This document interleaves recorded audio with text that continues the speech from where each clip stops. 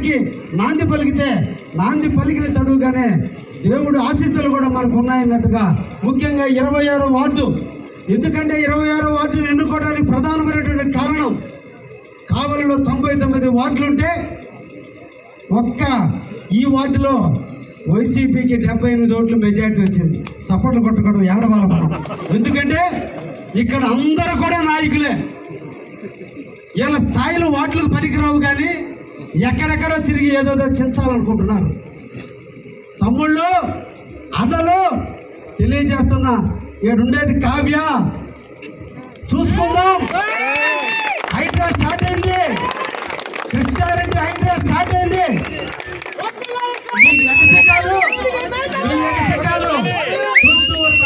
వర్షం కూడా స్టార్ట్ అయింది. దేవుడు కల్మషం లేని కావ్య కృష్ణారెడ్డి ఎప్పుడు కూడా కష్టాన్ని నమ్ముకున్నాడు. కార్యకర్తలకు నిరంతరం అండగా ఉండేవాడు. నిరంతరం కార్యకర్తలకి సేవ చేసేటువంటి నాయకుడు కావ్య కృష్ణారెడ్డి ఉన్నాడు. కానీ ఎగసికాలు పనికిరావు, ఈ వర్గాలు పనికిరావు. కులాలు లేదు, మతాలు లేదు, వర్గాలు లేదు. కావలిలో ఉండేది ఒకే ఒక తెలుగుదేశం, అది చంద్రబాబు తెలుగుదేశమే. ఈ కథలు ఇక్కడ జరగవు. ఈ కావలి గడ్డ తెలుగుదేశం అడ్డ. ఈ అడ్డలో ఎగసికాలు పడితే అడ్డంగా నరకటాన్ని కూడా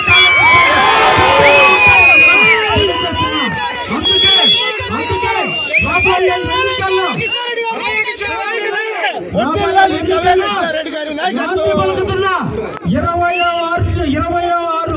వార్డు నుంచే వట్టినేని వెంకటేశ్వరుని, గంగినేని వెంకటేశ్వరుని ఇన్ఛార్జిగా పెడుతున్నా. ఇక్కడ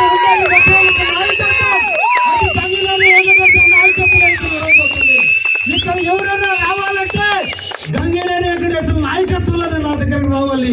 అది జరిగి జరుగుతుంది. ఒకే నాయకత్వం కింద పనిచేస్తున్నాం. తెలుగుదేశం కార్యకర్తల అండదండలతో, బీజేపీ జనసేన కార్యకర్తలతో ఇక్కడ నడుస్తుంది తప్ప ఇంటింటికి నాయకత్వం వహిస్తే కుదిరే ప్రసక్తే లేదని కూడా పార్టీకి అండగా ఉండాల్సిందే, పార్టీకి లాయల్గా ఉండాలి. ఎన్నో పోటీదారులు తెలుగుదేశానికి ఎన్నో పోటీ వచ్చిన దొంగలు ఈ రోజు తెలుగుదేశం అంటున్నారే, ఇది ఎంతవరకు సమంజసం అని కూడా అడుగుతున్నా.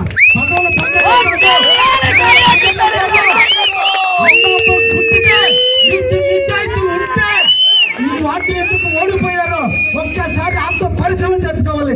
ఈ నాయకుల్ని ఇప్పటిదాకా కృష్ణుడు ఒక యాంగిలే చూశారు, రాబోయే యాంగిల్ ఇంకొక రకంగా చూస్తారని కూడా